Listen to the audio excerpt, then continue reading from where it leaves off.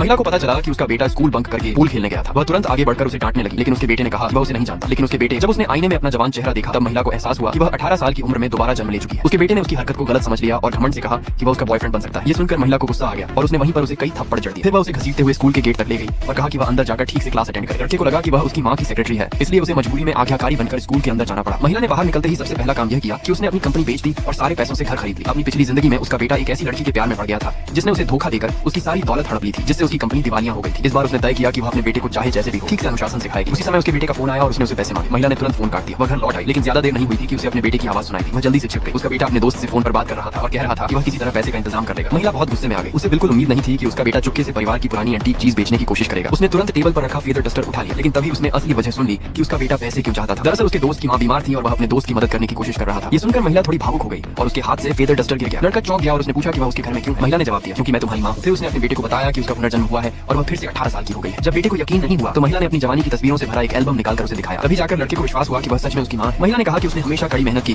ताकि वह अपने बेटे को सबसे अच्छी शिक्षा और सबसे अच्छा जीवन दे सके, लेकिन लड़के ने कहा कि उसके सहपाठी उसका मजाक उड़ाते थे क्योंकि उसका कोई पिता नहीं था और उसकी मां ने कभी उसकी परवाह नहीं की। ये कहने के बाद उसने कहा कि वह वापस स्कूल जा रहा है। महिला ने उसे रोक लिया। उसने कालीन के नीचे से पैसों का एक बंडल निकाला और कहा कि वह इसे अपने दोस्त की मां के इलाज के लिए इस्तेमाल करे। अपनी पिछली जिंदगी में वह काम में इतनी व्यस्त रहती थी कि उसे अपने बेटे की स्कूल वाली हालत के बारे में कभी पता ही नहीं चला। अपने बेटे को बेहतर समझने के लिए वह उसकी क्लास में ट्रांसफर स्टूडेंट बनकर आ गई। अपने बेटे को उसकी अचानक एंट्री देखकर बहुत हैरानी हुई। क्लास खत्म होने के बाद एक लड़की ने महिला को साथ में किताबें लेने चलने के लिए कहा। जैसे ही वे क्लासरूम से बाहर निकली, उस लड़की ने उससे कहा कि वह आगे से उस लड़के से दूर रहे। उसने दावा किया कि वह लड़का स्कूल में अक्सर लड़कियों को परेशान करता है। महिला जानती थी कि उसका बेटा ऐसा कभी नहीं कर सकता, इसलिए उसने उस लड़की से पूछा कि क्या उसके पास कोई सबूत है। लड़की कुछ कह पाती उससे पहले ही महिला उसे सीधे क्लासरूम में खींच कर ले गई और जोर से अपने बेटे से पूछा कि क्या उसने कभी किसी लड़की को परेशान किया है। लड़का इतना डर गया कि उसने तुरंत ही इनकार कर दिया। लड़की को उम्मीद नहीं थी कि महिला सबके सामने ऐसा करेगी। वह महिला को खींचकर बाहर ले जाने की कोशिश करने लगी, लेकिन महिला ने उससे कहा कि वह उस व्यक्ति की पहचान बताए जिसने यह अफवाह शुरू की थी। छात्र आपस में बात करने लगे और अफवाह के स्रोत को ढूंढने लगे। जांच करने के बाद वे हैरान रह गए क्योंकि यह अफवाह फैलाने वाली वही लड़की थी। लड़की बहुत शर्मिंदा हो गई और दुखी होकर वहां से भाग गई। महिला को लगा कि मामला यहीं खत्म हो गया है, लेकिन अचानक उसे याद आया कि यही वही लड़की थी जिसने उसकी पिछली जिंदगी में उसके बेटे को धोखा दिया था। उसने तुरंत अपने बेटे को चेतावनी दी कि वह आगे से उस लड़की से दूर रहे, लेकिन लड़का फिर भी चुपके से उस लड़की से मिलने चला गया। घर लौटने के बाद महिला बहुत गुस्से में थी। उसने अपने बेटे से कहा कि वह लड़की झूठी है